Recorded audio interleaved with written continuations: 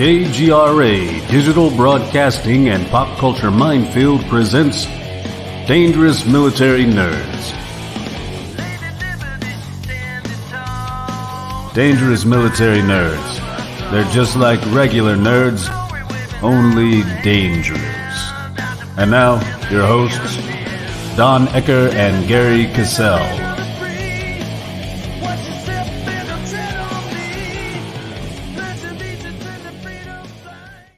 Yay! The show begins. Another rainy Wednesday. Yeah. We didn't have UFO Wednesday today.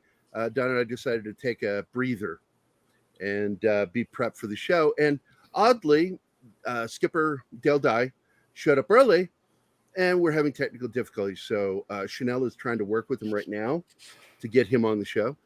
If he's not able to make it today, we'll reschedule. But this is sad, because we wanted him here for the Memorial Day celebration, and so I'm hoping she can figure this out with him. But anyway, while they're working on that, we'll go ahead and talk a little bit. Again, I want to thank everybody for being here.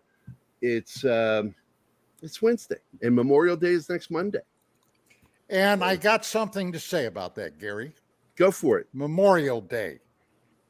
If you are not a military veteran and you run into a military veteran, do not, let me stress, do not wish that military veteran a happy Memorial Day. That is not what Memorial Day is about. It's not kosher. Memorial Day is to honor those who are no longer with us, absent friends. And there's nothing happy about that. It's a day of remembrance and to honor those who gave their all. And that's all I got to say about that. No, yeah, it's a contradiction in terms to wish them a happy Memorial Day. Yeah, no doubt. Yep. Hey, boss. There we go. Hey, Skipper. How we doing? Hey, how are you? Alrighty. Looks like we're on a different device, or what do we figure out? Hi, Julie. I saw your arm.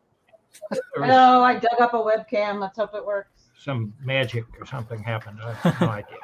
Well, it's fantastic to see you, sir. I'm going to put you like this. Okay. How are you doing, sir? Fine, thank you. We're down here in Texas, out of LA, so all is at least halfway sane. Is Chris liking it that you're down there? Yeah, Chris is here, and he loves it here, so we're in good shape. Yeah, I know. I haven't talked to him in a while. I hope he's doing well too. But tell him hi for me, would you? I will. Yeah, absolutely. Well, I want to introduce you to the guy right up above me here, sir. That is Don Ecker, a fellow decorated Vietnam War veteran. And he is my partner in doing the show. I gotta tell you, Captain Dye, I'm sure you will have no remembrance of this, but my wife met you a number of years ago on the set of a TV show. She was a background actress, and I no longer remember what it was, but she walked up to you, introduced yourself, and said, by the way, Captain Dye, my husband is a Vietnam veteran. And you said something to her that I've never forgotten, and I wanted to express my appreciation. You said, well, when you go home, tell him, welcome home. And that meant a hell of a lot to me. Thank you. Good. You're welcome. I'm glad I could do it. I can't say I remember it, but it sounds like something I do. So, yeah. Well, you are probably one of the biggest advocates out there serving veteran cause. You do a lot of things. I've done a lot of things with you. And by the way, I didn't realize it until earlier this year that I have worked for you for 17 years now. I cannot believe I've been working with you for that long. I'm like, you put up with my crap for 17 years. That's amazing. Yes, the latest book. Extra work. Yeah, right. And I made the announcement last week when it went live, because Amazon gave me a notification on it. And here you go, guys. That is what you'll see over on Amazon. It's $6.99 for Kindle, $14.95 for the paperback. And that's beautiful artwork that Dale really liked. You said it was the best I've done for you yet. Love it, yeah. And I had to beat you with a baseball bat to get it right, but when you did, it was beautiful. Tell me, did you call him son? No, he didn't, because I didn't talk to him. Julie was the buffer between us. She tends to be the one that's the gatekeeper with me and him. I gave him one more pass, and had it not been then, it would have been me on the phone, and he knows better than that. Yeah. But once again, I want to thank you for being here, sir. I tell people that I do this show to celebrate veterans. Don and I like doing this. We call it Dangerous Military Nerds because many of us are nerds in the military. People don't realize and all of you are dangerous. What's that? And we're all dangerous. Originally, it's just called Dangerous Nerds, but KGRA felt that we should put military in there to make it clear that we're not just nerds that are dangerous. We're just well trained. And yes, it's true. That's my girlfriend, Anima. She wanted to meet you. Gerry talks a lot about Captain Di. It's amazing to meet him today. She kind of met you before the show. She's enamored with you too. She thought she's like, you've looked. She's from Vienna, so she says, Captain Di is so amazing. By the way, the guy right below me here, Skipper. Like that in the world. Yes. Yeah. This is Joe. He's we forgive him. He was an MP in the Army. He always gives me hell about that, Mr. Di. It's good to meet you, man. Thank you. Good to meet you. I appreciate it. And John, right below him, is not a veteran, but he's a big supporter. He is one of our managers on the show. And right below him is our other manager, Martina Costa Santana, who is a huge, I cannot really tell you how big a fan of. He won't shut up about you sometimes. And I'm just sitting there going, are you done yet? And he's not. He's never done. He wants to keep talking about you. You are his bucket list to meet you. Oh. This is an exciting day for Martin Acosta Santana, who is in Mexico, but from Venezuela. He fled Venezuela to get away from the commies. There you go. And now they're trying to do the same shit in Mexico. So, yeah. Not to mention doing the same shit here. Doing the same shit here. But speaking of that, you are one of the many who made the pilgrimage away from California. And any thoughts on that state? Not many. I try to avoid thinking about it, but it's the People's Republic out there. It's absolutely ridiculous. It's the woke nation at its worst, and for some reason, what you would think are normally sane Californians keep electing people like that, and they're just throwing the state into an absolute a non-entity as far as America is concerned. I don't recognize it anymore, and I just had to get out of there. I mean, I was I put up with it for a long time because I was in showbiz, and that's still kind of the heart of the business. And I was working for a year overseas in the UK last year, which was I was working on the third part of the military trilogy, Band of Brothers, The Pacific, and now this new one that's going to be Winds of War, or I'm not sure. Herman Wouk's book? No, it's not Winds. It's Wings of War. Oh, Wings of War. Yeah, this is the 8th Air Force flies against Nazi-occupied Germany. And I was over there about a year trying to get it done, and something like 9 episodes. And I took a look around. It was during the time of the great pandemic scam, and everybody was absolutely panicked, and the Brits were even panicked more than anybody else seemed to be. And I got to, one of those hours of fuzzy-headed navel gazing that you do, and I said, what am I doing this for? Why in the hell am I here doing the kind of work I love, and only to return to California and be forced into obscurity by the by the powers that be. So I just said, the hell with that. I'm not going to do it anymore. And I called Julia and I said, pack up. We're moving. And I'm lucky that we had this place here in Texas. And I called my son, Chris, and I said, move out of the big house and into the little house. Daddy's coming home. And off we went. So. Well, there you go. So I would say Newsom is not on your Christmas card list this year. No. I love your Christmas cards, by the way. It's always been a joy of mine to get your, because you never know what's going to be on that. I loved your Lord of the Rings one. That was one of my favorites. Yeah, that's Julia. She comes up with that stuff, and I have no idea where it comes from, but it's always Just tell me where to sit, baby. Right? Yeah, that's it. I'm there. Shoot. Hey, Dale, Don, you got any questions for Dale? Well, yeah, I gotta say, my father was a World War II vet. Then he got retreaded, ended up being a Korean War vet. My granddad was in China, Burma, India, was a combat engineering officer. And I had an uncle that was a B-17 pilot that apparently the word that they got back, he was shot down over Nazi Germany. And he rode the 17 all the way in. Why, I don't know. But that's what they were told. And then they were machine gunned by a Messerschmitt after they were on the ground. He was killed. Now, I'm interested in this Wings of War. What can you tell us about that?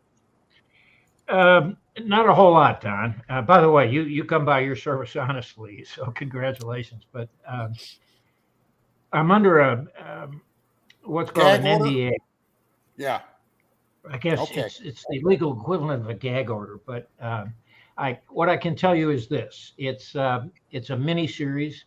It will be on Apple Plus, probably beginning this fall, September, November. And it's the story of one squadron of one bomb group of the U.S. 8th Air Force flying out of the UK and hitting targets in Nazi-occupied Germany, Nazi-occupied Europe. And it stars some new young actors who are very good. But the star of the show clearly is the B-17s. And we actually ground built to specifications, a couple of them, and they're just beautiful. And you get kind of to fly the missions with the pilots in front and the bombardiers and navigators up front and the gunners back in the rear. So it's going to be exciting, and I hope it's very pricey. So I hope it's worth the investment we made in it. Well, I want to point something out because I do a lot of research into entertainment with my other partner Keith. And one of the things we've noticed is that Apple is really stepping up with quality. And even though they are the smallest subscription channel right now, they have the lowest numbers. They're putting better quality stuff. In fact, we heard that through MovieWeb that they're considering or have already greenlit Greyhound II, Operation Greyhound II.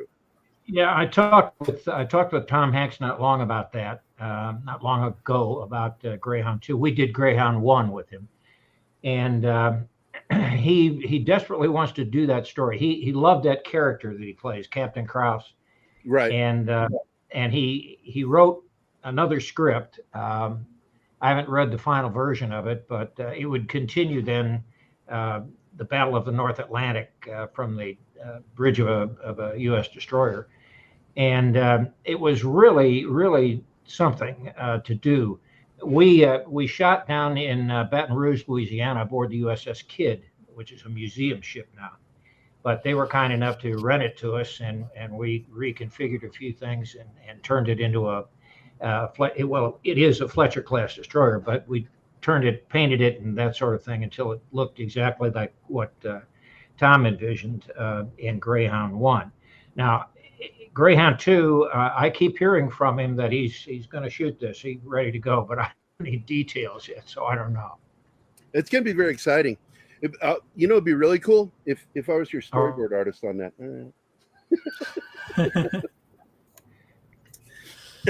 Okay.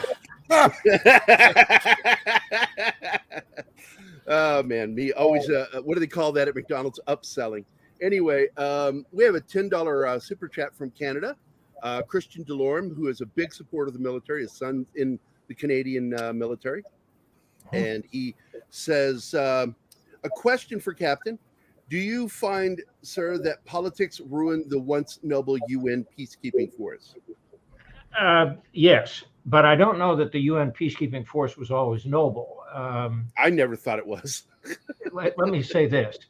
I think politics in general are having a bad influence on all military forces, and that's around the world. It's not only American military forces, and we're suffering, I think, pretty badly from this social experimentation kick that people are on with the U.S. military. Look, military forces, whether they're military forces of the United Nations, or whether they're military forces of UK or Canada or the United States, they are essentially there for one thing, and that's to kill people and break shit exactly when the nation tells them that that's necessary for them to do.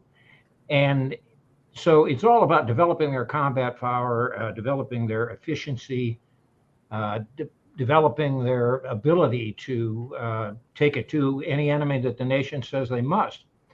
And anything that detracts from that is a waste of time and really ought to be the last thing any military service is thinking about. But because of politics, they're forced to think about it in order to survive. So it's a long-winded answer, but there you go.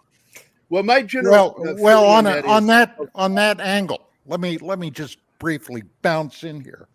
On that angle, it's true that a fish will rot from the head down, okay?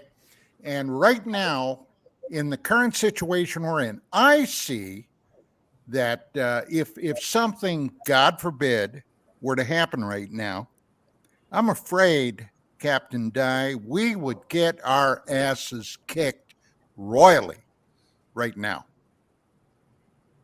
We would get our asses kicked royally. Nice hyperbole, but we would bleed and we would hurt. But I've been around the military long enough, and that's all militaries, long enough to know that in the end, we'd pick it up and carry the ball across the line. That's not to say that we wouldn't bleed hard and suffer and learn some terribly expensive lessons. But I don't think an ass kicking is in our future. I think we'd get pummeled, and we'd sit in that corner wondering whether we could come out for the next bell. I get that, and I believe that. But I have enough faith, and I guess faith and confidence is part of my makeup. But I have enough confidence that the Rudy in the rear rank with a rusty rifle, that guy is going to step up, and regardless of crappy leadership, he'll get it done.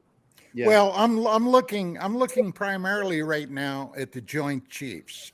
Now, well, look, command is the problem. There's no question about it. There's a problem in command.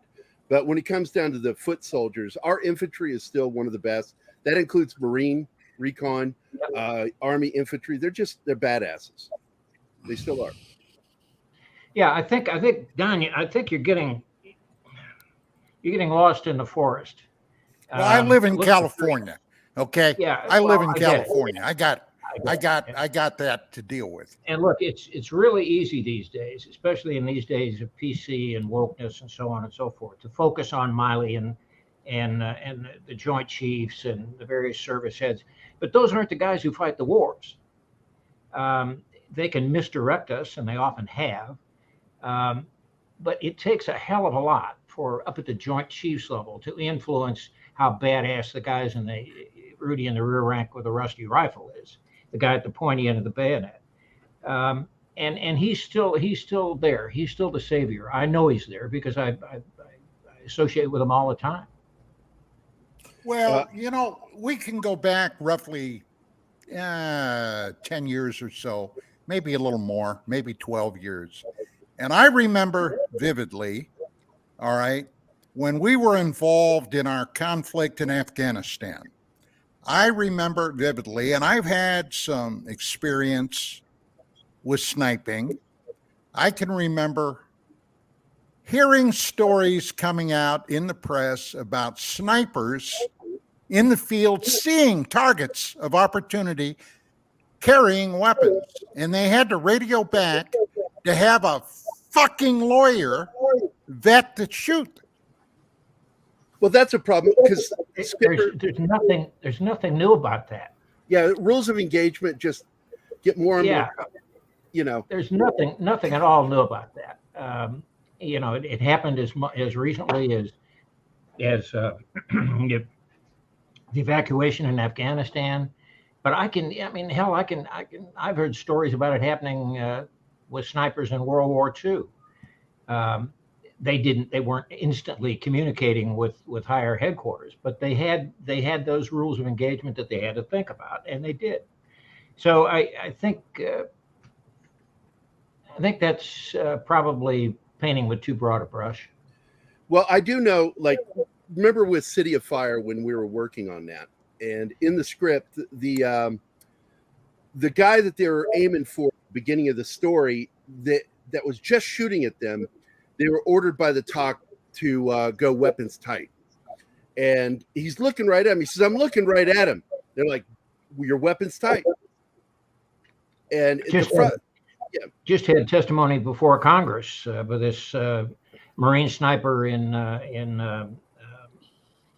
Kabul that had that suicide bomber right in the targets, right in the crosshairs, and he couldn't get clearance to squeeze the trigger. So it happens. It happens, and it sucks. Yeah, it happens. Yeah, we have another. To the discretion of the guy on the ground, but exactly. We have another Christian Delorme Canadian $5 super chat. Okay. Do you see an end to wokeness in the military? Yes, I do, and thank God. Look, it's going to the leadership, the high level leadership, the policy wonks turn over at least every 4 years. And I think, given the attitude that I sense in the broad public, I think that when this turnover occurs, and it'll occur next year, the people who are invited or appointed will not be the kind of people who are woke, the kind of people who are politically correct. I think we will see the same sort of knee-jerk reaction in the military that we're going to see in civilian political concerns. So I do see it ending, and I see it thankfully ending. Absolutely. Thank you. And by the way, I'm going to play a couple of video thank yous for our super chats. First one is your first movie, Invaders from Mars, 1986. He was not only technical advisor, he's a grunt in it. So here we go. Due west, that's towards us. Sir, engineers got the demo charges in. You want to show us where you want the winches? Yeah, let's take a look. And the other video from Sam, you get to do the kill shot on this. I love this one. Yeah. Dragon!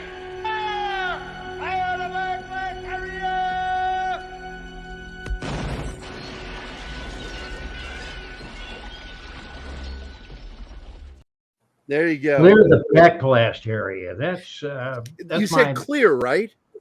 Clear. Yeah, clear the backblast area. Yeah. That's the line that got me into the Screen Actors Guild. To this day, they probably. All I know is when I saw that movie and I saw your name, I went, "Wait, what?" Because I knew your name because of Soldier of Fortune magazine. Because my dad and I read that. Well, so I was like, it probably should have taken 3 to say what I said, but I turned it into 15. You know, it's anyway. I hadn't seen that in a long time, and you did. And thank you very much for that. Damn it. Oh, you bet. What was it like working with James Caron? Jimmy Caron was a wonderful guy. He was Yeah, and a great old time actor. And he taught me so much about acting for camera that I really appreciated. He was a huge fan and knew Buster Keaton. And I used to go over to his house. He lived in one of the Toluca Lake area of L.A. And he would have all of these great old showbiz memorabilia things around, and I'd be lost in it for about an hour. But he was a really great guy with a lot of smart, savvy sense of what show business is really about, and he gave me a lot of tips that got me started and kept me going as a military advisor in movies. Well, I got to tell you, he's one of my favorite character actors in Hollywood. Yeah, he's great. And we lost him not that long ago. But yeah, a couple of years ago. Yeah, Jimmy died. Yeah. But I want to say I've not said hello to everybody. We do have a live chat. There are dedicated chat. We have a good friend of ours who's part of Dangerous Military Nerds, but not on here for some reason. And that is, of course, Mad Mardigan, also Mad Chismo. He was a combat vet and disabled combat vet who is just one of the funniest dudes I know. I love him. He's in the chat watching, and he's saying, "Why am I seeing over 300 people watching and 13 likes? There's about 290 of you who need to fix your shit." Yeah, he's exactly right, man. Absolutely right. But let's see. I want to say hi to everybody here. Who's all watching right now? We got Andy Morrow from the UK. Penny is Danny's mom. Anima Confusa, love of my life. Monkey Jeebus, thank you. Come again. He's some crazy guy from California, but we love him. Oh, shit. Zax is here. Zax, I got a video for you. Hey, fuck you, Kyle. There you go. His real name's Kyle. We're good friends. Let's see. Dragon Ruse is here. E. Clay Thomason, the Peter Venkman fan side, also known as Venkman's Girl. Hex Allen Comics is a big fan of yours, Skipper. He's asked me a lot of questions about you. Christian Delorme, of course, from Canada. And Mad Chismo, our good friend. And Boosh McFadden, who I'd swear had served because he knew stuff. Never served a day in his life, but he's a hell of a cook. His heart is certainly, his head is certainly in the right place. Exactly. Oh, and Christian Delorme with another super chat from Canada. That Canadian money, which is like Monopoly money. And only because this might be my only chance to chat with you, sir, I'm sure we'll have Skipper back on again. What are your thoughts on Arlie? First of all, I'm going to answer that question for they knew each other. They were friends. So there you go. Yeah. Go ahead, Skipper. Answer that question. What did you think of Arlie? We were, Christian, and it was a real heartbreaker for me me personally, to lose Lee. He and I, and by the way, you won't have a chance now, but if you ever had a chance in the past to play golf with him, don't do it because he'll take every cent you've got and claim that he's a duffer, and he's not. But he was a wonderful guy, and his heart was huge. You wouldn't suspect it from the roles he played and the service he did as a drill instructor and that sort of thing. But Lee had a huge heart, and he felt for veterans causes, and we always used to run into each other doing expos and military shows and all that sort of thing. And it was always like seeing my long lost brother after a while, and we were each other's biggest fans, I think. But I think showbiz, the military, and the veterans community lost a big element when Lee passed. Captain, I got one quick question about Sure. the gunny. I know he had been in Vietnam. Did he get out in the weeds and see any shit while he was there? I've never been able to discover that. The truth is no. Lee, at the time he went to Vietnam, was with an aviation outfit, an aviation ground support outfit. And I don't know how he got there, but he did. And mainly the stuff he saw, and he'd be the first to tell you if he was pressed on it, was incoming artillery rockets and all that sort of thing. But he didn't have an opportunity to get out and beat the bush like some of us did. I got one Thanks. too, if I can ask. Go for it, Joe. Yeah, Sure. I'm a big fan of Lee, and my father was a drill sergeant at Fort Polk. I'm sure you know that was called Little Vietnam back in the day because of its humidity and everything. It was a major launching point for the troops going to Vietnam. How long was he a DI? And I got to tell you, a lot of people aren't really into The Boys in Company C, but every time I see that scene where he's chewing Washington's butt for being a lone wolf, I just think of my dad every time I see that scene. Sure. I don't think people really, unless you've been in the military, you don't understand that the DIs, they have the highest divorce rate. They live with the troops. Basically, they're not home for months at a time. And but I just wish you'd speak to his drill sergeant service, sir. When Lee was doing it, it wasn't a married Marine Corps. A lot of people just weren't married. But Lee did, I think, 3 years on the drill field. Mm-hmm. Yeah. Yeah, I don't think those guys get enough credit for what they do. I really don't. Yeah.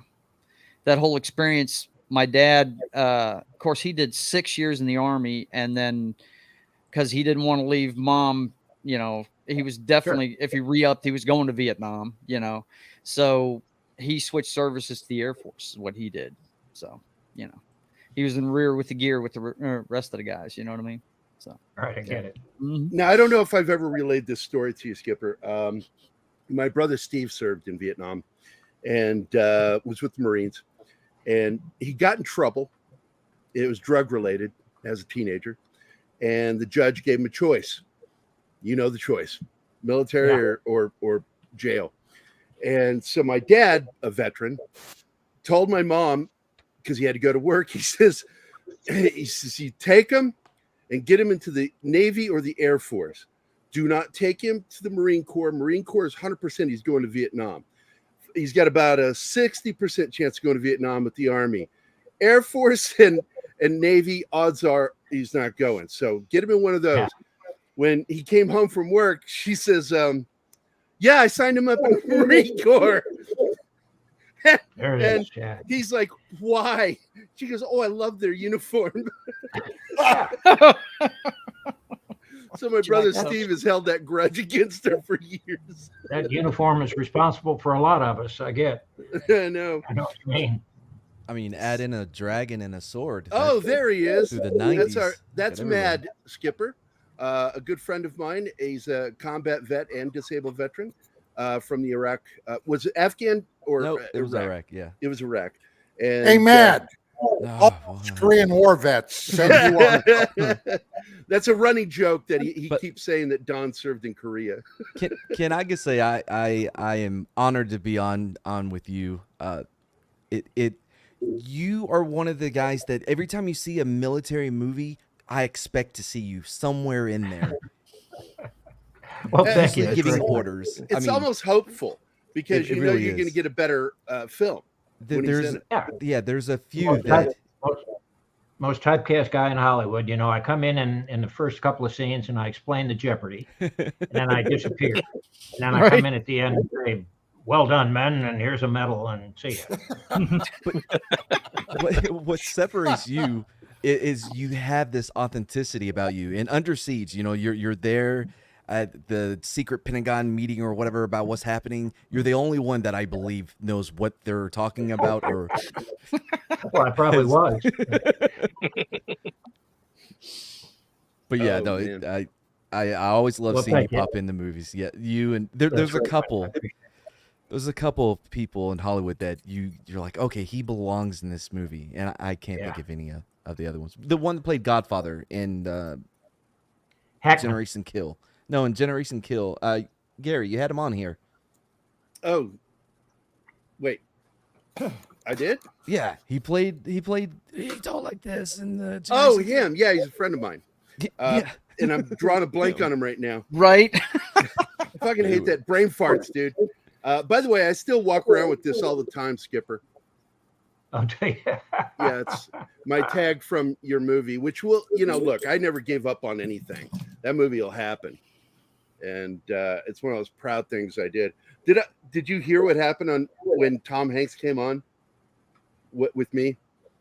I woke up. It was Valentine's Day Eve, and I woke up and Julia told me that Tom had stepped in as one of the executive producers on the film, and I was like, "Oh, that's fucking awesome!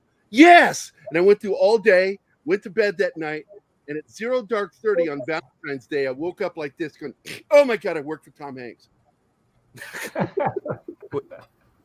Oh, so he didn't step in. Who didn't step in? Tom Hanks. You dreamed it? No, it really happened. I woke up and realized the next day it really hit me, is what I'm saying. It finally hit me that, oh my God, Tom Hanks. I thought you were going to say, oh no, it turned out to be Colin Hanks.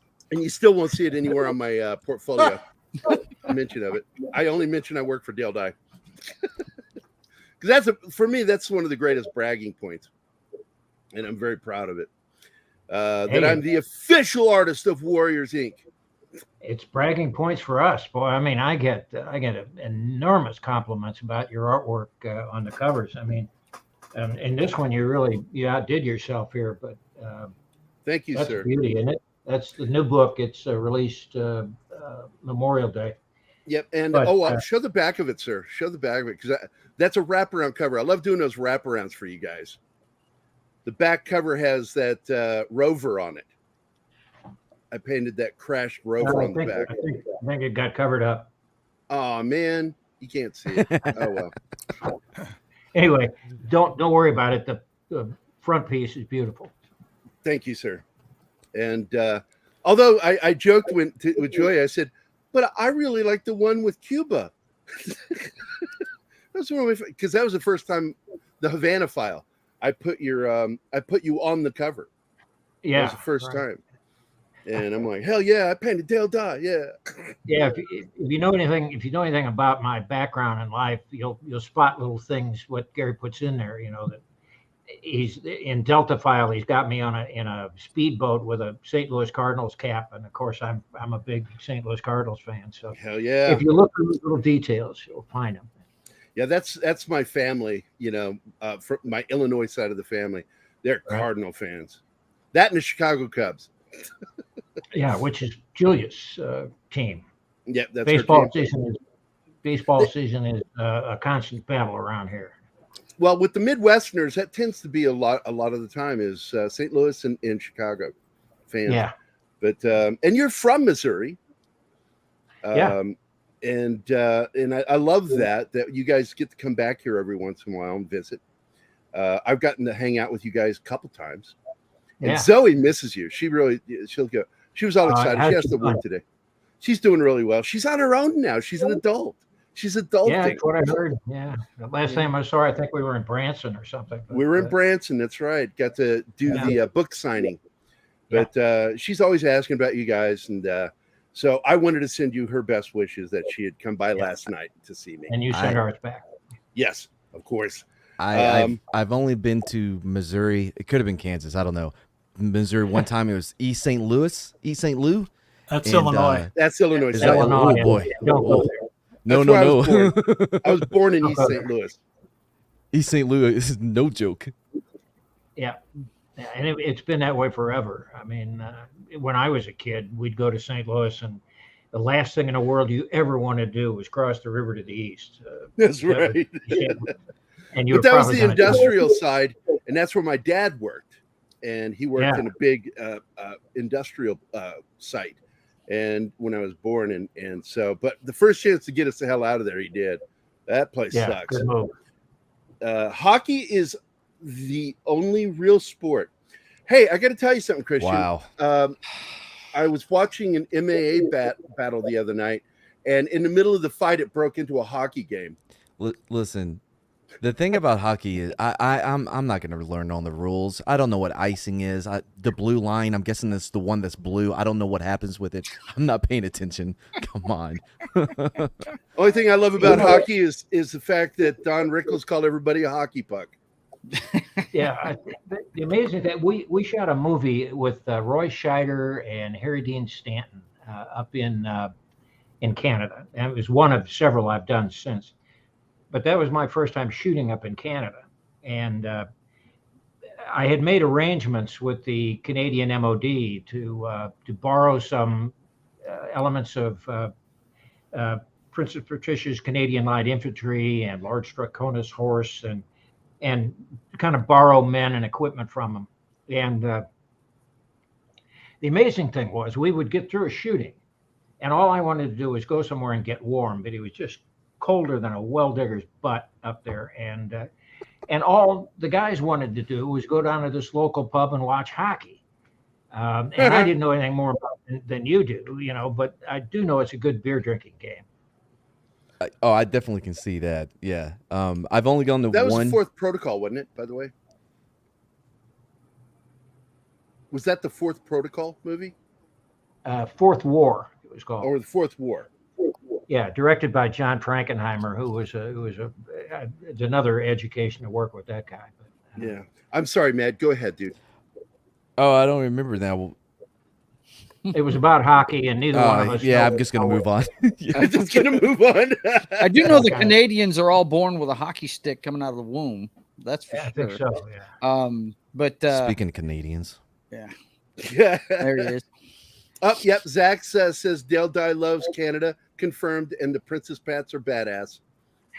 He's right. Yeah. But when I was on active duty, the Pickley's were the ace mobile force at the time, and boy, could they ski! I mean, I think they were born on skis.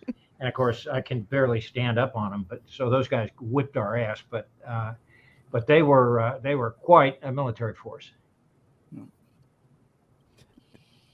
Did you say that movie was with Rob Schneider? No, Roy Scheider. Okay. My picture of the movie was entirely different. Rob Schneider. Oh my God. Oh man. Gentlemen, any questions for the captain? I mean, you've been in so many movies. I wouldn't even know where to start. I'm Mission Impossible. I don't know. That's right. He played Agent Barnes. Yeah, that's right. Did Tom Cruise try to put you on the E-meter? I'm just asking. You don't have to. He played Tom Cruise's dad in another movie. Tom Cruise and I have quite a history, and I really like him. I don't agree much with some of his personal life, but that's his business. Yeah, of course. But Tom has been very good to me. He put me in the first Mission Impossible, and I trained him and got to know him really well on Born on the 4th of July. I worked with him on let's see. And I played his dad in Night and Day.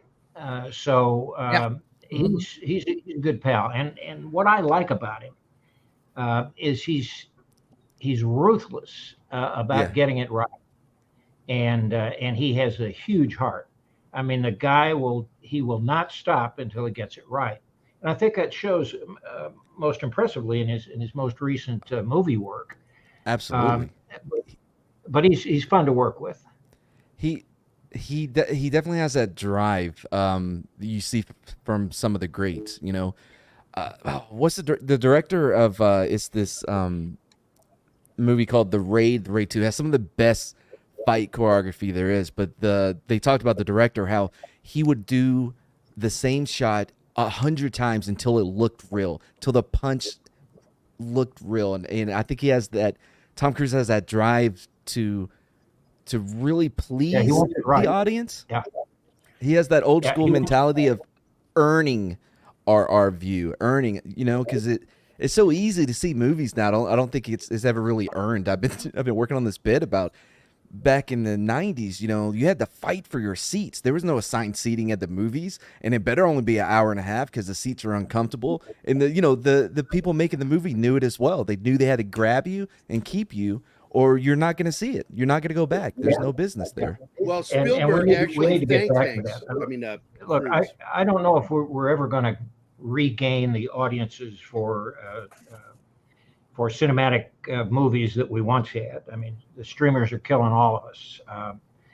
But in other words, I don't know that we'll rebuild a theater audience. But we need to, because if we do that, then I think we'll find more producers and more directors who are doing just what you said, and that is fighting for that audience.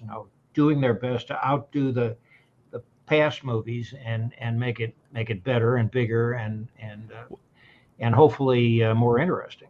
I don't know whether we're ever going to get there or not, but we'll see. I think Captain Dye, I got a question for you. This is concerning a movie that I think R. Lee Ermey was very responsible for. It's not often mentioned, but it really resonated with me.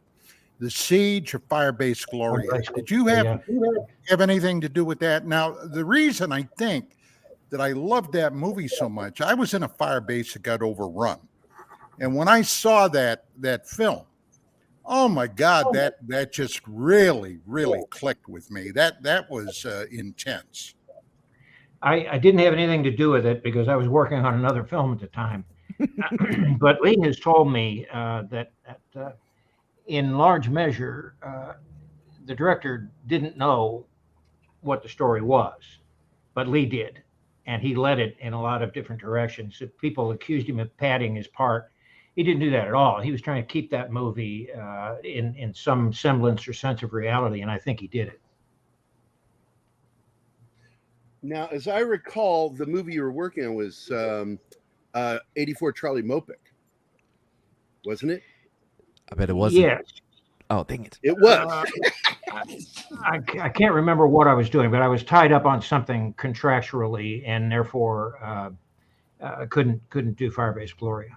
Because I remember that they wanted to shoot that on the 16 millimeter to give it more of that documentary feel. And some of it they did. They did shoot some 16 mil. Yeah. What did you think about that film on your own, your personal opinion? I thought it was underappreciated. There was some good stuff in it. There was some bad technical stuff in it that bothered me. And Pat Duncan, who is himself a Vietnam veteran, and he directed it and wrote it. And I was a little. I wish Pat had paid more attention to the technical details, but it was an underappreciated and sort of insightful film, I thought.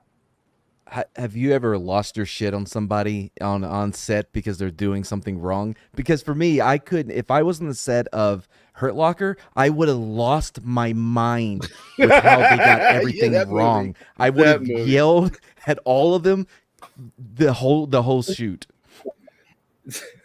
Well, look, the truth is, losing your shit on a set is going to lose your career.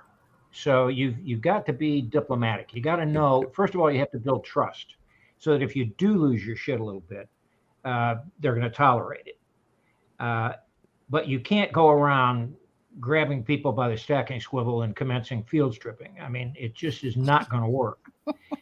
So what I try to do is establish my authority and my credibility early on when I'm training, so that from that point on, they're listening to me. And I don't have to lose my shit, but I've come mighty close. Who was it on? Who was it? Yeah, who was it? Working with Steven Spielberg, because you've worked with Spielberg a lot on projects, and even though I love his work, I'm a big critic of his. And one of my biggest criticisms is everything that you did in Saving Private Ryan was right.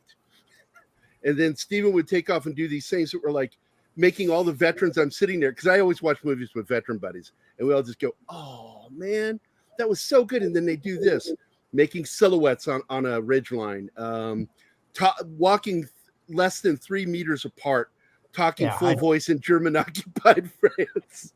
I talked about that with those very things. I said, Steven, you're skylining them, and they need to shut up. And they need to spread out. I think my favorite one, Skipper, was. But what he did, just to finish the story, is he brought me over and stuck my eye into the camera. Right. And he said, "Okay, if they're not on the skyline, we don't see them. And furthermore, if they don't talk at least in a conversational tone, we don't hear them. And Dale, what this is an audio visual medium." And I said, "Okay, got it." Got it. So that's who you were about to lose your shit on. Yeah. I think my favorite moment though is when one character yells at the typist kid and says, "Stop saluting the captain."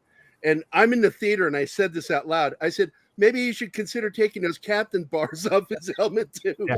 Right. Well, listen, we had a huge argument. We had a huge argument about that, and I did tons of research into Army elements that landed on D-Day, and they were arguing about him having captain's bars. And that was mine, on. by the way. That was my unit. I was with the 29th Infantry Division. Yeah, but the thing is, it depended on what outfit you were in. Some commanding officers, regimental commanders, division commanders wanted all officers identified at all times so that anybody could look around and see them. Right. And others felt the other way, that you shouldn't be able to identify one because that'll make him a target and so on and so forth. The truth is, on D-Day, it depended entirely on what the regimental or the battalion commander wanted, and that's the way you did. That makes sense. Yeah, it makes sense. Christian Delorme, I think Christian Delorme is getting drunk on PBR right now. You want to wait until after the break? And, oh my God! No, let me get this in there. Christian Delorme, that's what I say to my girlfriend all the time. Christian Delorme with a $5 Canadian. Your favorite war movie of all time, sir? Let that answer for after the show. Okay. Yeah.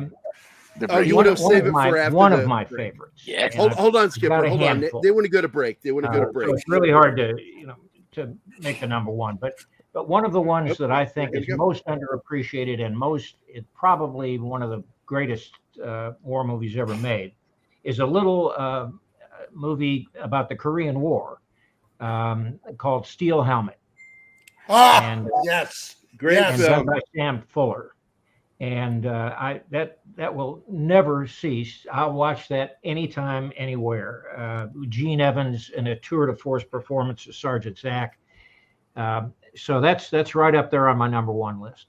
All right, we got to go to break. I'll give mine. We got to go to break. Hold on, we got to go to break. What are you doing? Oh shit! Producer shifted us there. We'll be right back after this commercial break for our KGRA audience and over on YouTube. Hope you guys are here when we get back. Just stay smoke. Hi guys, this is Gerry from Pop Culture Minefield here on KGRA, and we're leaving for our first break. I hope we survive. Did you know 75% of Americans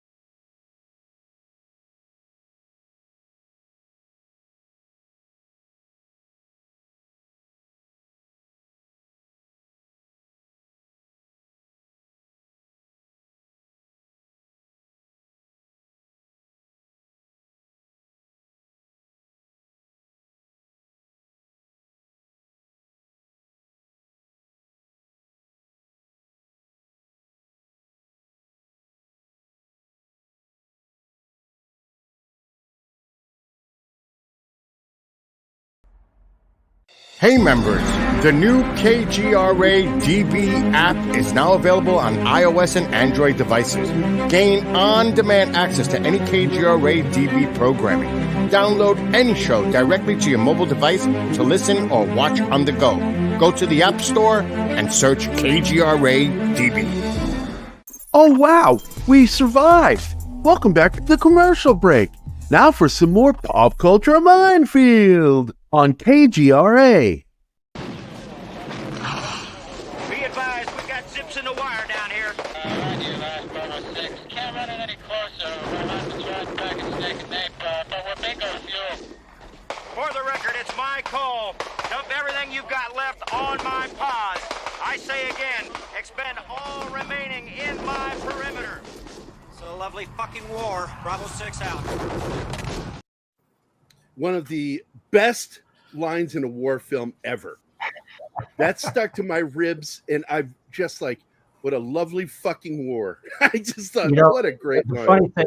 Funny thing about that line, sometimes Julie will send me down to the grocery store or something, I do the typical dad things. I got to go get bread and milk, and I'll be standing in the line. And I thought this was an LA thing, but it's worldwide, I guess, because I'm standing there in a line, and some guy about 3 or 4 back from me will start doing my dialogue from Platoon. So it lives on. It lives on. Shieldwell of Dragons says, "Hello, Captain Di. I remember watching you on FEN in Okinawa back in 1981 or thereabouts." Yeah, Far East Network. Yeah, I was a station manager out there in Okinawa. No shit. What year did you take over with Soldier of Fortune? Oh, let's see. It must have been 85, I guess.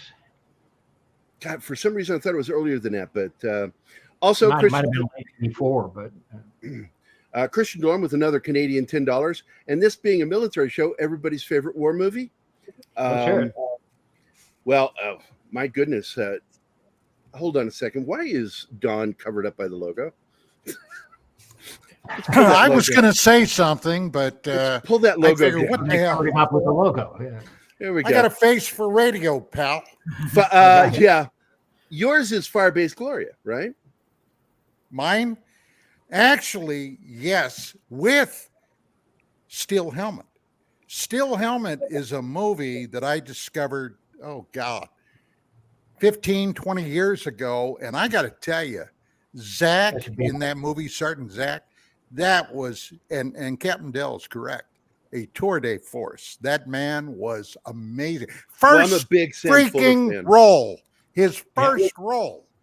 And he was so nearsighted that he couldn't see a thing when he was on set. He wore thick glasses, but he didn't wear them on set, obviously. So a lot of what he does with his rifle and that thing is his muscle memory. Now, I got to tell you, even though it's not one of your films, my favorite war film of all time is Full Metal Jacket. Because first of all, you served with, I just forgot his name, the author. Oh my God, the guy that wrote the book Short Timers. Gus Hansford. And he died of diabetes over in Greece as an expat. Yeah, he was in my outfit, and what a character, I'm telling you. I've actually shown pictures of the two of you together. Back in Vietnam, and you are in the book. You are Daddy DA. Yeah. And oddly, in the movie, there is a Daddy DA, and it was portrayed by a black man. So they race swapped you. Okay with me. I mean, whatever works. Well, I guess I'll be the one to say the movie that we all should have said, because one of my good buddies, Rod Laurie, you may have heard of him, directed this movie, The Outpost. We're like best friends now. The Outpost. For me, it's the movies that I really grab onto are more contemporary movies that I can relate to, because I'm, I joined in 2004, and so for me, Tears of the Sun, I think, is an excellent movie with Bruce Willis.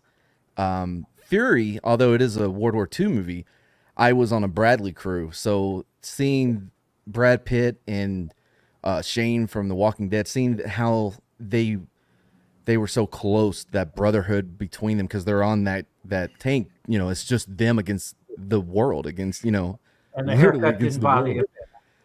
The what? The haircut didn't bother you a bit. Well, now that you say it, I'm thinking back. Wow, that was a weird haircut. The breaks in discipline really frustrated me. There were breaks in discipline that frustrated me in that film. Absolutely not. It doesn't bother me a bit, because that's how it was, when it's just us, just the crew. It wasn't Sergeant R, it was James. We all went by first names because we were brothers. We were that tight. But whenever we're around other people, and if he's yelling at us, oh, that's Sergeant, R, not James in this moment. And yeah, I am 100% okay with even them yelling. I remember we were doing, it was called the Baghdad 500. There was a unit that was, they kept getting hit by IEDs on this square, and so they had all these units just drive around this square for 4 hours just to make sure nobody puts an IED out there. They messed up the schedule, and we did it for 8 hours, and I had to drive the Bradley, and it's a track vehicle, and we're in Baghdad, and the vibration in the metal seat, I could not feel my ass, and I stopped and I put my ass in the air, and he's like, what? And my BC, my Bradley commander, was like, why are you stopping? Because I can't feel my ass. We're taking a break. Yeah, but like, you know, armor crew, you've got a claim for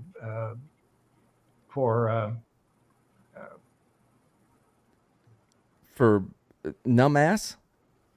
Yeah, but I was some other thing I was thinking of. Anyway, go ahead. Oh, I didn't get rated for that. I didn't even get.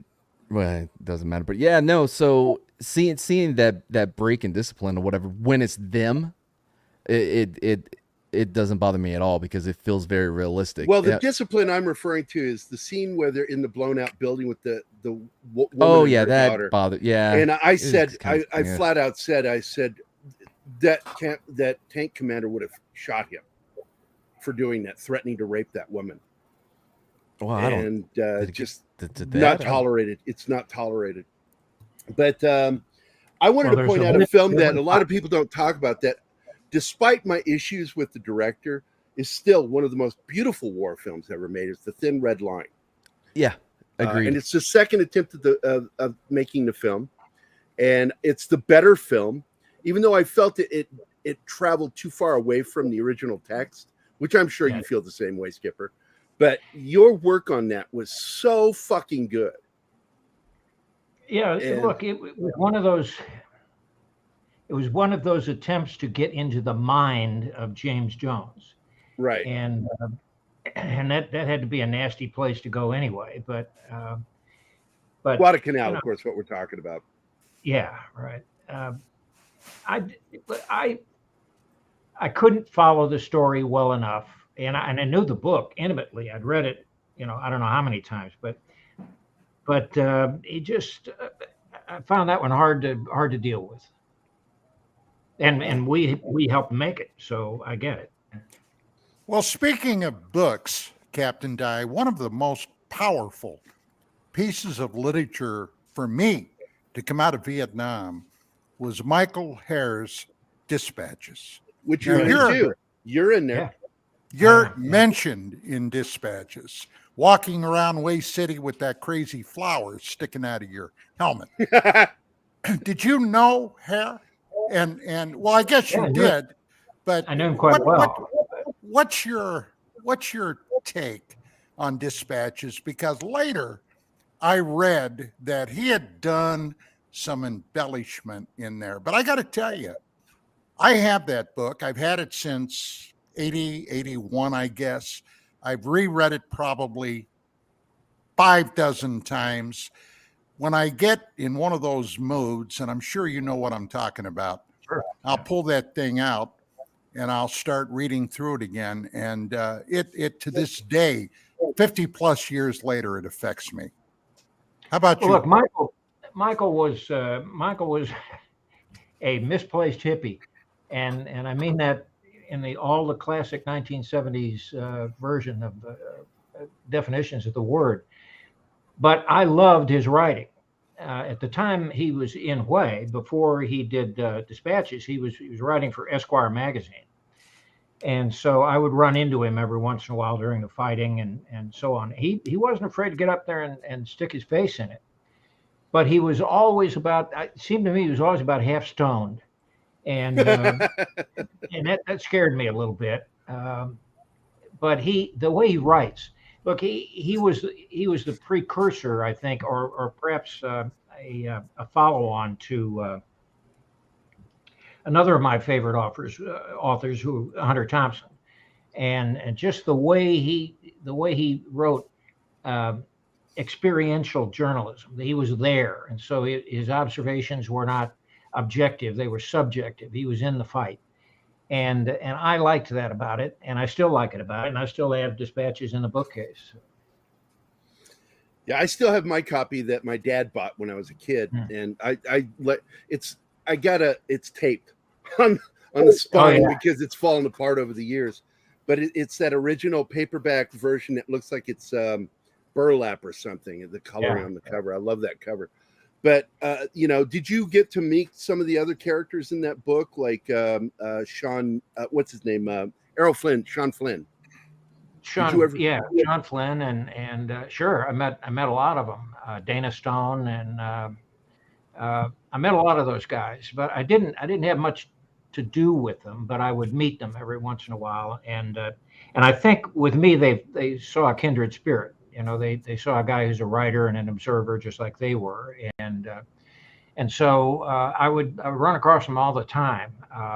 But they had a much broader beat, if you will. They were down in Saigon and so on and so forth, and I wasn't. I was all strictly up around the DMZ.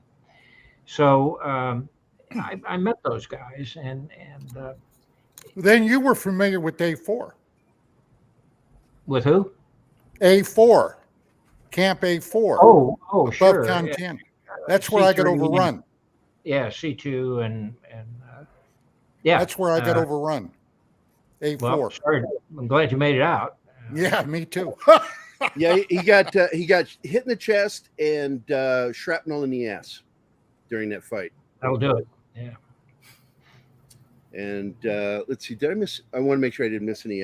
We do have some people I didn't say hi to here. Hold on, let's see. Lady V Elements is here, and I forgot to say hi to her. Hello. Parrot Head is here. He's a veteran, and I got to tell you, Skipper, he is one of the weirdest dudes I ever met. He makes me laugh all the time in the private chats. He posts the funniest effed up military memes. Gerry, you need me on here more because I think you missed something. Did you said you mentioned Hunter S. Thompson? Did you ever get to hang out with his cuckoo banana? I still got I pay attention to my audience. So, and last one is Shinatsky. Your guest. Thank you for being here. Audience keeps the show going. I've been doing this for a long time. So anyway, and Shinatsky gives a $1.99 super chat. What's your favorite made-up sci-fi fan army war? Starship Troopers. And you worked on Starship Troopers. I have proof of that. Here it is. Hold on. Here it is.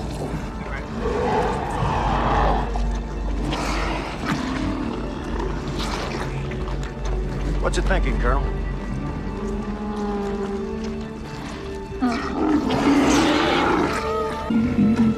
It's afraid. You weren't only just the military advisor, you were in the movie as one of the senior officers. I was a senior Nazi officer. Well, I mean, if everyone is a Nazi, is anyone a Nazi?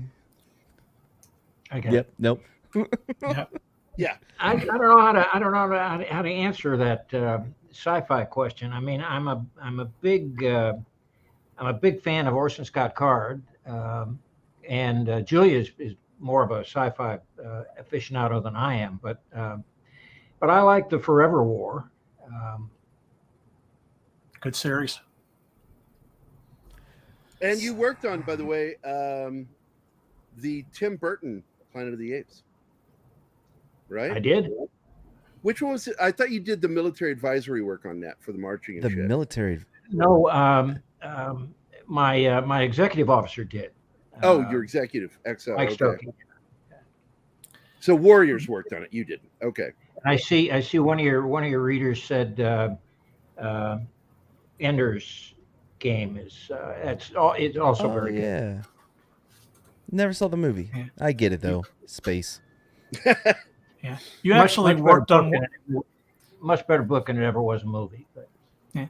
Sir, you actually worked on one of my favorite series, which was Falling Skies. In fact, you were in it as Porter. Yeah, it was fun. I have a shot in Canada, Yeah. and it was a lot of fun to do that particular role and work with those actors. They were great. That had the dude from ER. I forget his name. Noah Wiley. Nolan White. Yeah, Wiley. Noah yeah. Wiley and Will Patton and Yeah, I love Will Patton. What an actor right there. Great actor. Yeah. But here's another one from your past. Let's get this one in here where people don't know it's you, Skipper. No, there can't be God. All personnel, it is now 1 minute to 0 time. Put on goggles goggles or face first until 10 seconds after first light. Oh, that can't be good at all. that is you as the announcer. That's a recognizable voice, isn't it? And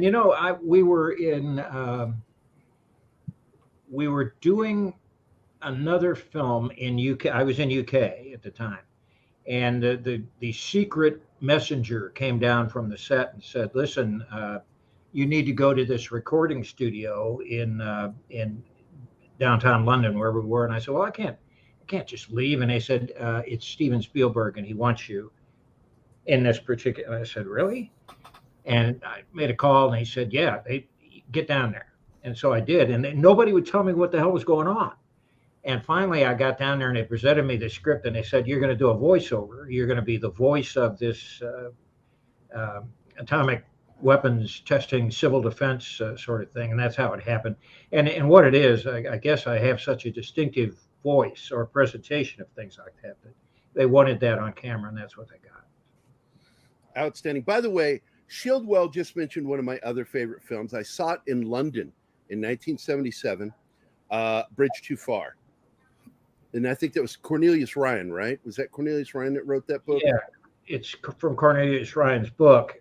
Look, Bridge Too Far is a great film, but it just has too damn many movie stars in it. And that was the big complaint. Looking for the next appearance of, so. Robert Redford in there for like 5 minutes. Yeah. Sir, and you have been in everything. I was just looking. You were even in the episode of The Loop, which is this weird show that no one remembers, no one knows, but I loved it. It was about a kid that he works for the airlines. Yeah. And he was a young kid. I loved that show. That was where I got adopted by my pet chimpanzee.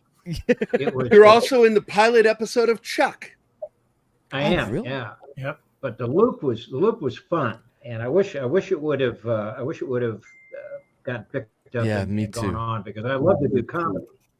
Yeah. And it's so typecast that I never really get a chance to do that. But the loop I could just let it all hang out, and I had a great time with it. I'm just happy it wasn't just one thing that you did that you don't even remember. I mean, because I really do love that show. I've What year did watched that come it so out, many times. man? Who knows? I guess I do. 2007. Okay, so it wasn't that old. Okay, I've never seen it. I got to check it out. Well, Joe, the gentleman that was here that had to step away, he did leave a question for you, sir. He wanted to know what movie was the best technically that you worked on. Technically, it's got to be Band of Brothers. We pulled out all the stops to get it right there.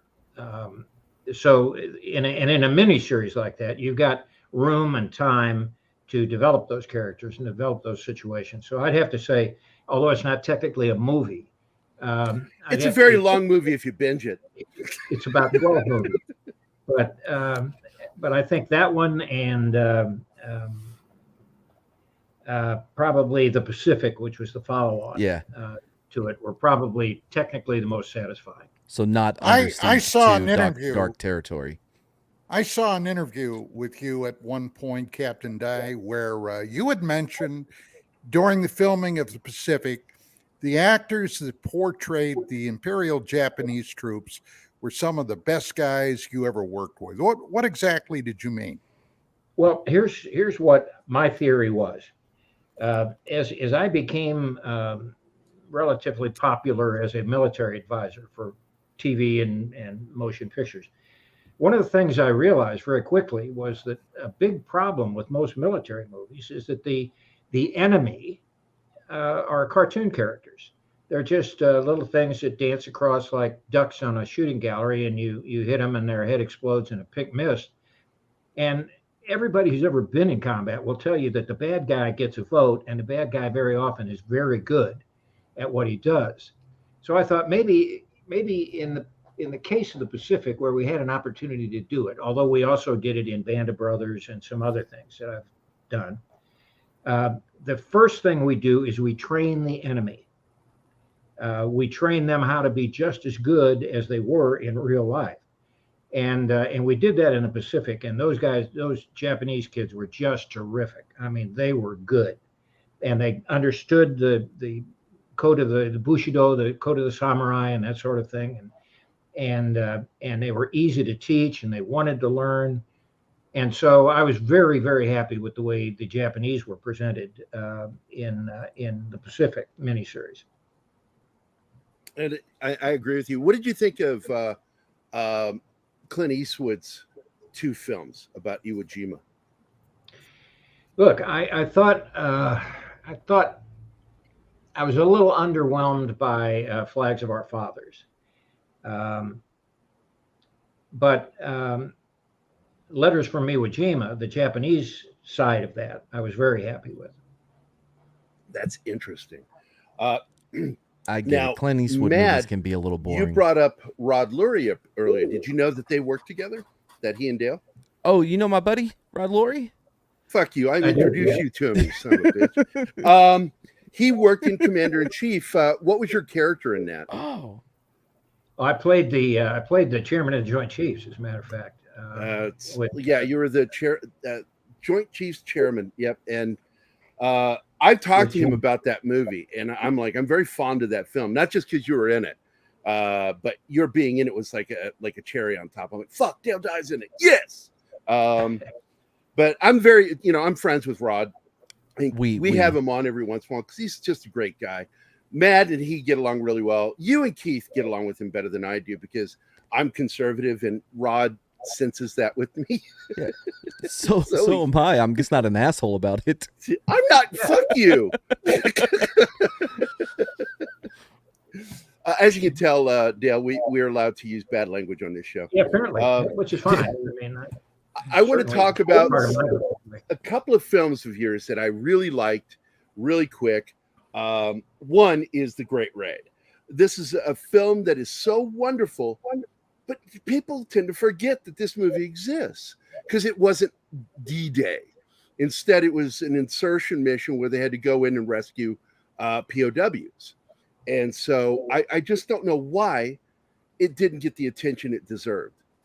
Well, I'll tell you why. Because it was a Miramax movie, and it got caught up in the Harvey Weinstein drill. And it got no promotion at all, and it should have.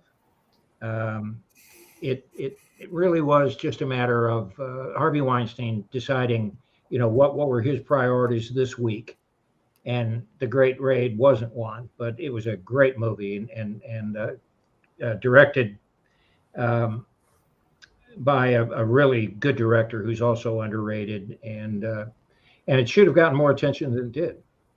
John Dahl. John Dahl. What a great and director. Yeah, he directed Rounders, which is the only interesting poker movie with that's ever been in. Now, another minor film, but I consider it nonetheless an important film. I love this movie, The Music Within. You worked again with the guy who played was it Lieutenant Ron Nixon? Livingston, Ron Livingston, who I think is one of my favorite actors. I love that guy. And he played Nixon in Band of Brothers. And I love that movie.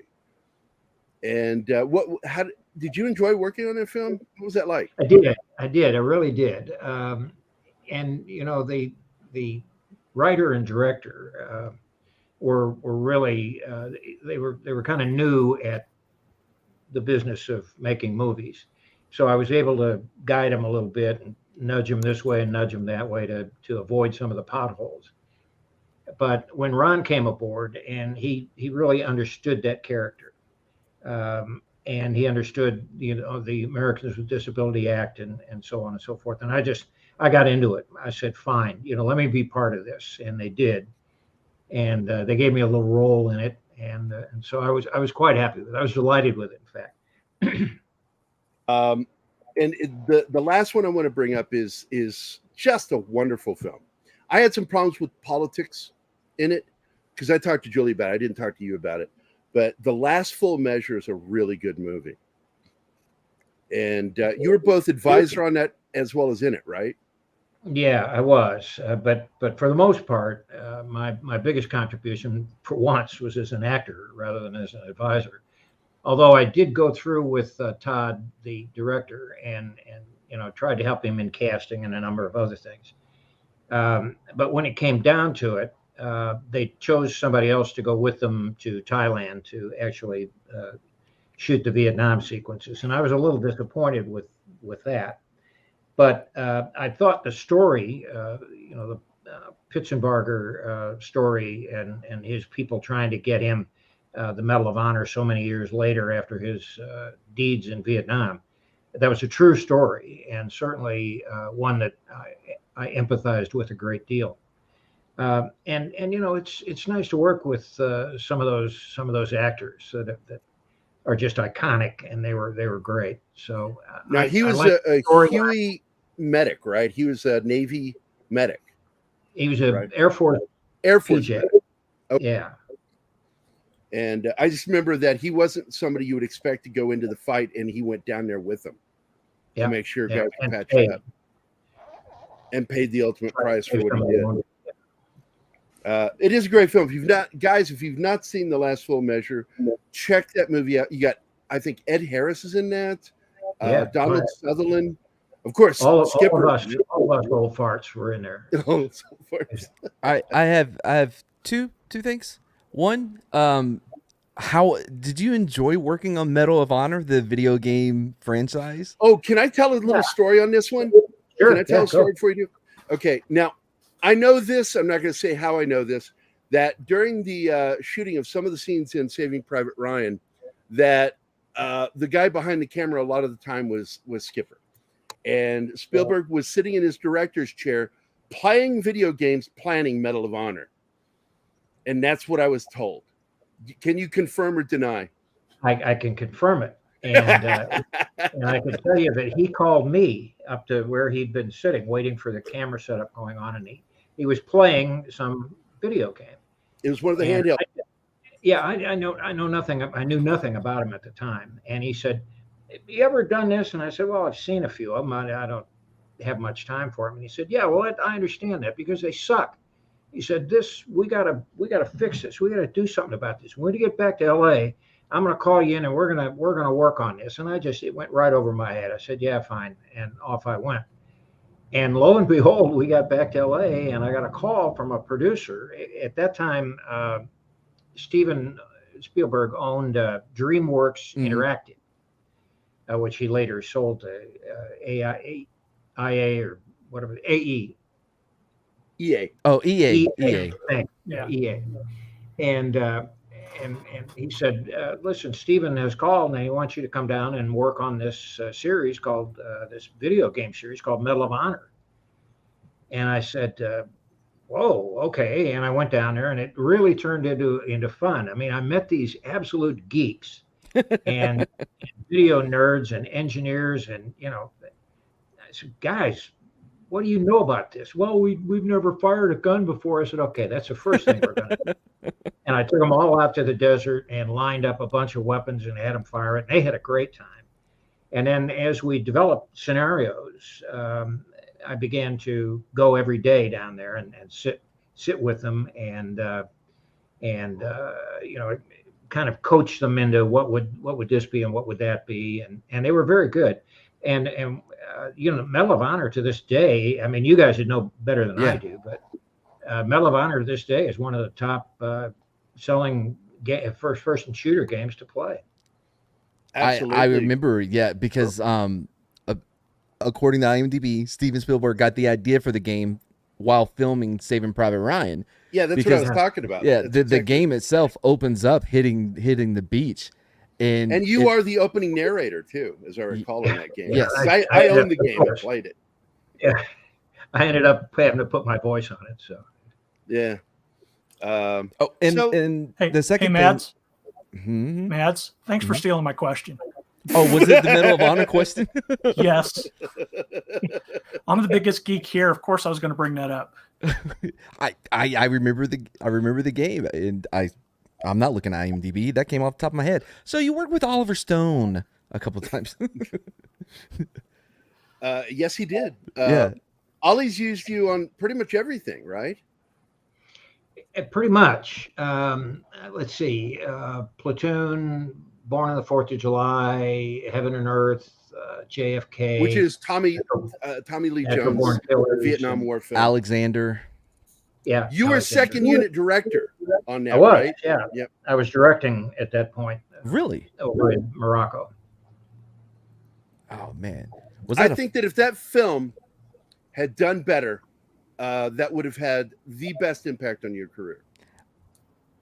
Yeah, probably so. It really kind of flopped, and it had to do with the B story, which was Alexander's life and relationship and familial relationship and so on, and the real story, the stuff that was exciting and fun to see, were the 256-man phalanx that we created and the chariot, all that sort of things. And we had brief glimpses of that stuff rather than stay with it, which is really what we should have done. I think I enjoy that film more than most. I'm a big Colin Farrell fan anyways. I think he's a fantastic actor, and he seems to be one of the last bad boys in Hollywood, although he's too old now to be a bad boy at this point. But he and Johnny Depp have given up the bad boy reputation. They're too old now. Well, you got to work with Val on that, and I've heard stories about his behavior on the set, how frustrating it was. But now with his state of mind, I mean, do you still know Val or anything? I don't know him to talk on the phone or anything. He can't talk very much now, but but I still consider him a compatriot and a fellow filmmaker. I mean, we would pick up immediately if we got together again, I think. I mean, yeah, because he's been one of my favorites for years. Absolutely, his Doc Holliday. You got to feel bad for absolutely. Boom. Yeah. You nailed it, man. You nailed it. You got to feel bad for Dennis Quaid trying to play Doc Holliday after we saw Val Kilmer. Yeah. I'll be your Huckleberry. I'll be your Huckleberry. Yeah. Kiss Kiss Bang Bang is I'm a big Shane Black fan. I love almost all of his movies. I even like that Predator movie.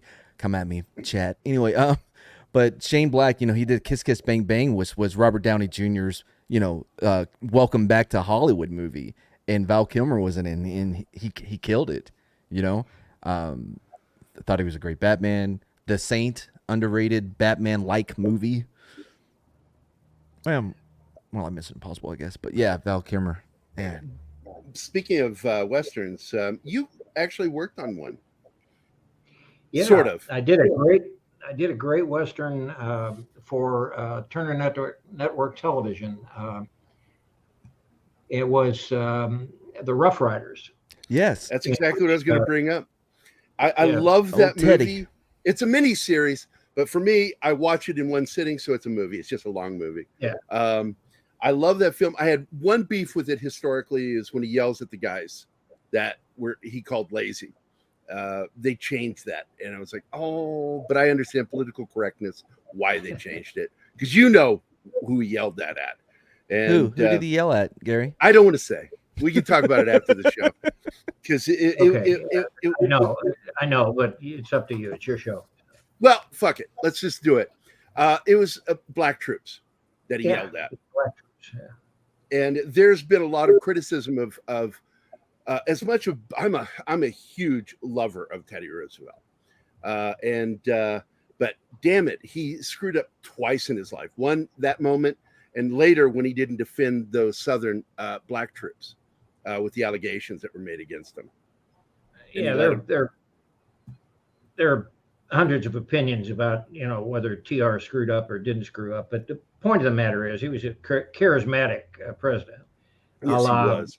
JFK, and I got to play Leonard Wood, which was his actual commanding officer. I went to your base for training. Oh, absolutely. And the thing about it was Tom and I were so close from our experiences in Platoon and Sniper, which we had done later, that it was old home week, just as it was with TR and Leonard Wood.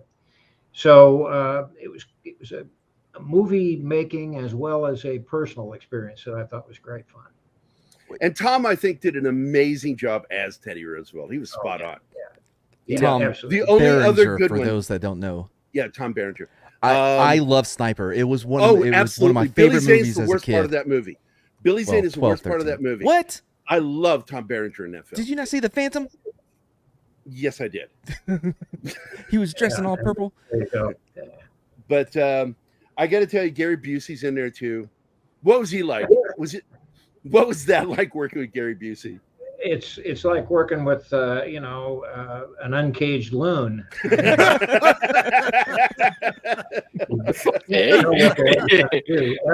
And you just, if you're in a scene with him, you just got to ride it because no telling where he's going to go.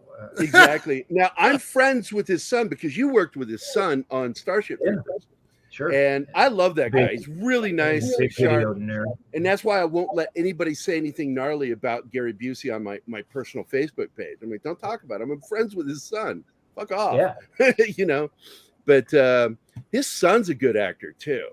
Yeah, he is, and he's underappreciated too. He was in Starship Troopers, bringing it back to the sci-fi. Yeah, military. bringing it back. And he was in Justified, one of my favorite episodes in Justified. Oh wait, what one was he in that? They were trying to break into a safe or whatever, and he got blown up. Oh, it was a good episode, but yeah, I like him a lot.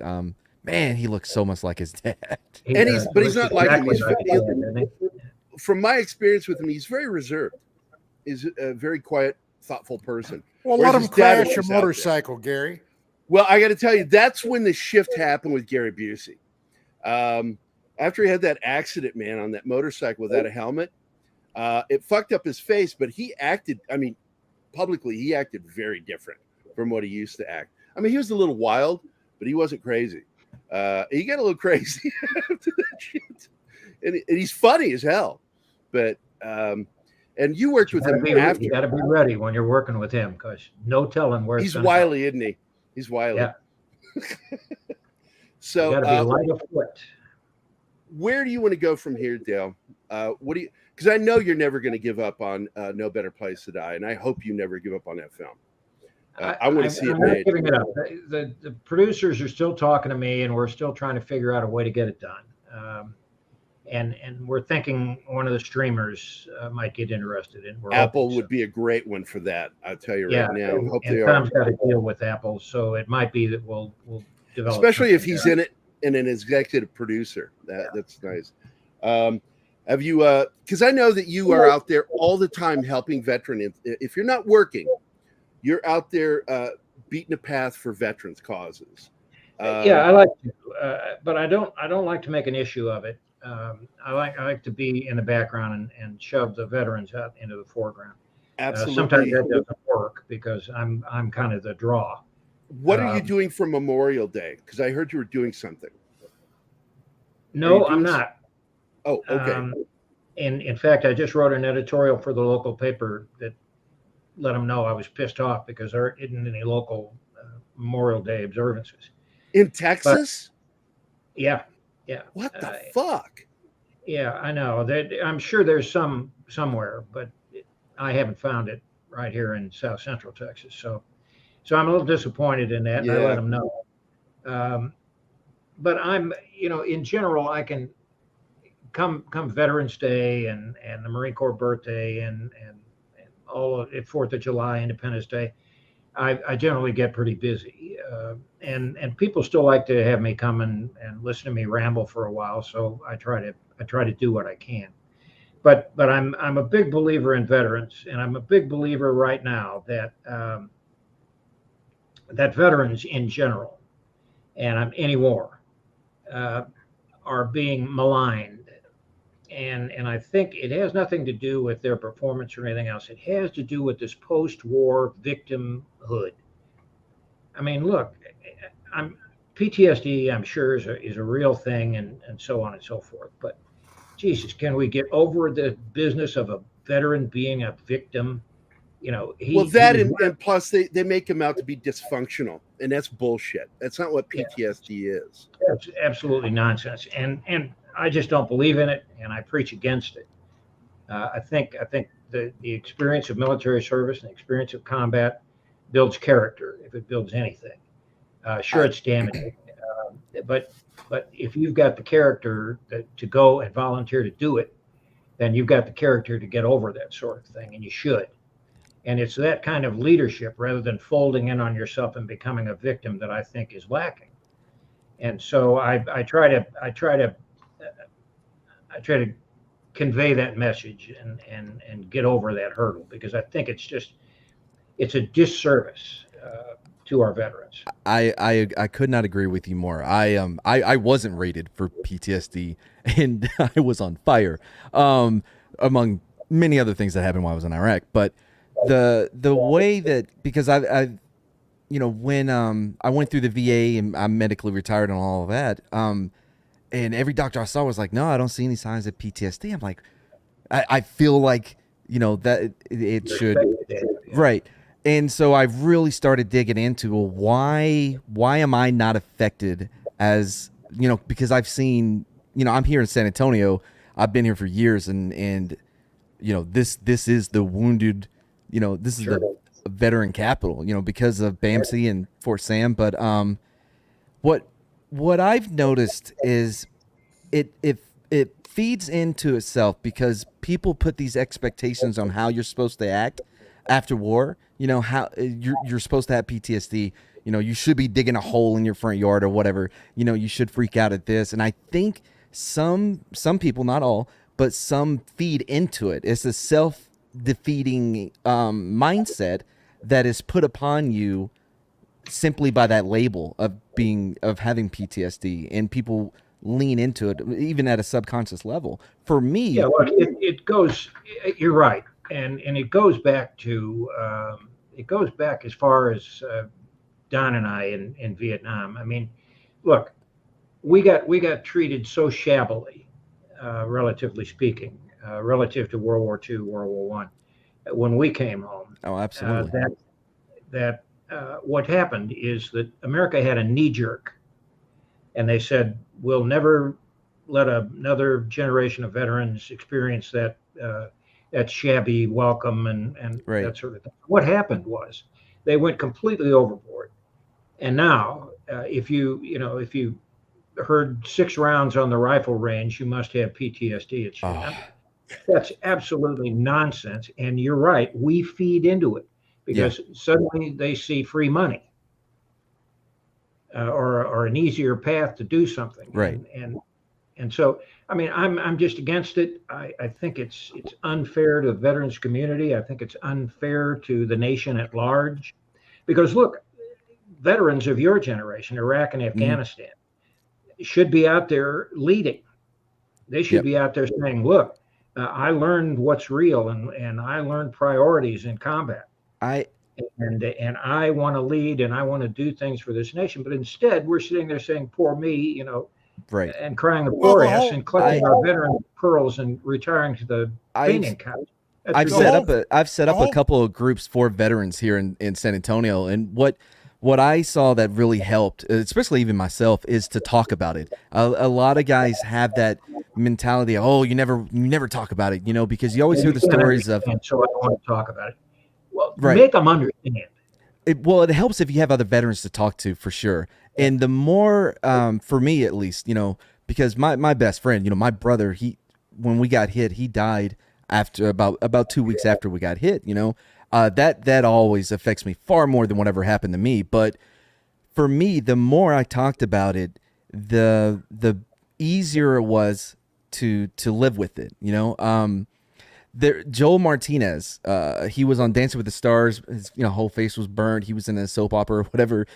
We did not get along, but we did physical therapy at the same time. And I had just got back from Brandon's funeral, and I remember I cussed him out because he was so happy. Everything was unicorns. And I asked him, I was like, you don't have a face. What the fuck are you so happy about? And what he told me really stuck with me. He said that it doesn't matter how much anger you hold on to, how much hate you have in your heart.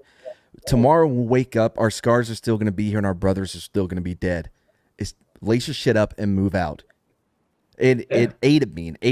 And with time and talking about it, just, telling stories to people about what happened, that burden, that weight of just hate and anger started to let loose. And I think if more veterans talked about it with other veterans specifically, I think a lot of this PTSD symptoms or what have you, it would be less. Well, I could agree with you more, but you want to remember that talking to other veterans puts you in an echo chamber.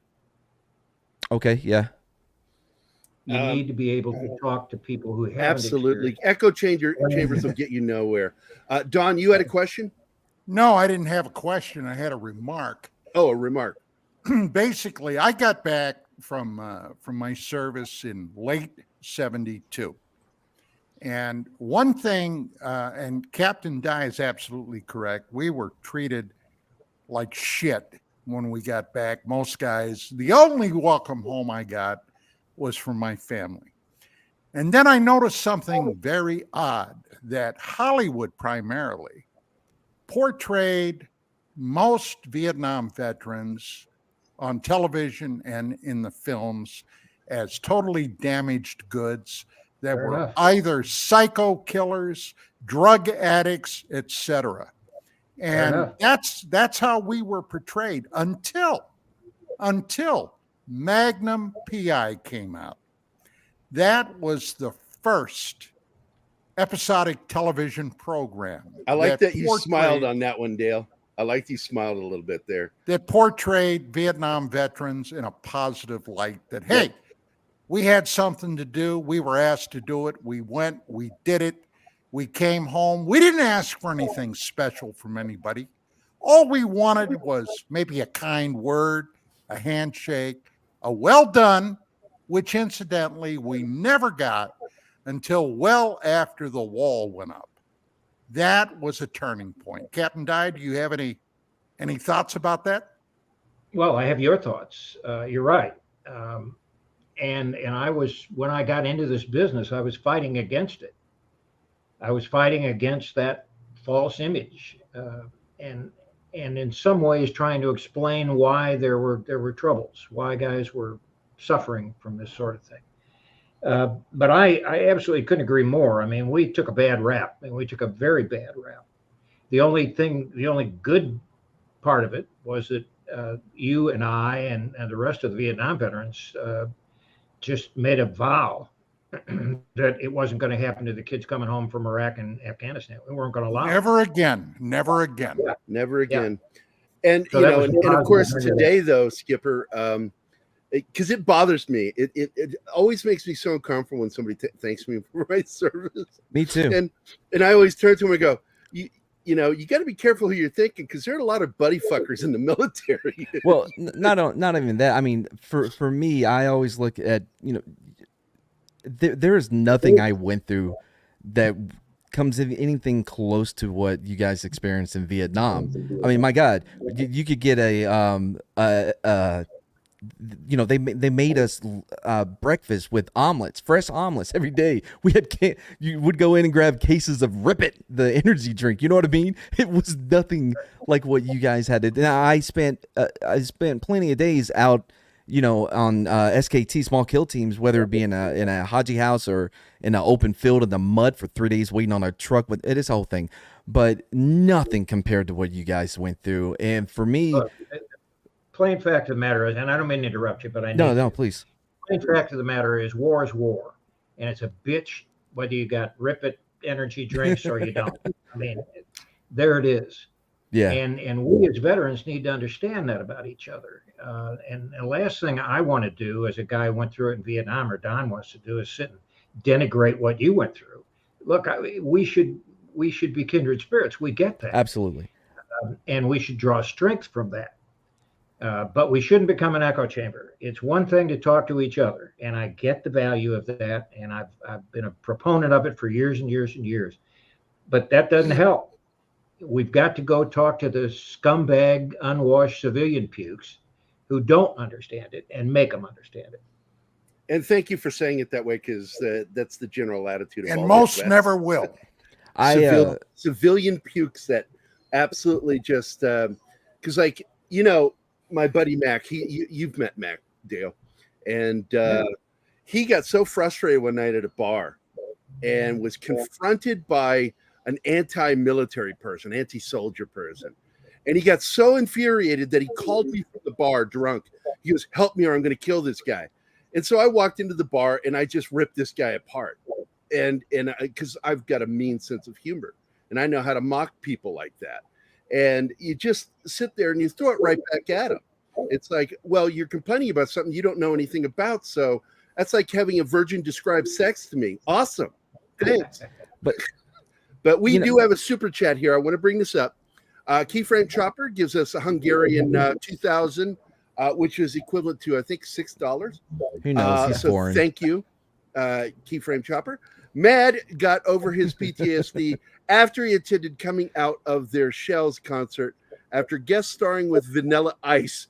A shell-shocking experience. Okay. Have a nice day, gentlemen. Thank you so much. I am not a veteran of Desert Storm. I guess would be the word. The Teenage Mutant Ninja Turtles, when I was a kid, they were my favorite. And they had a concert where they would sing, and Shredder was trying to steal music. It was a whole thing. On YouTube, I've told a lot of stories, and I've talked about this concert all the time. But I have every once in a while, in different streams, I'll tell different stories about something that happened in Iraq or whatever. I have some really good ones, and I think I agree with you 100% about going out and talking to the non-veterans.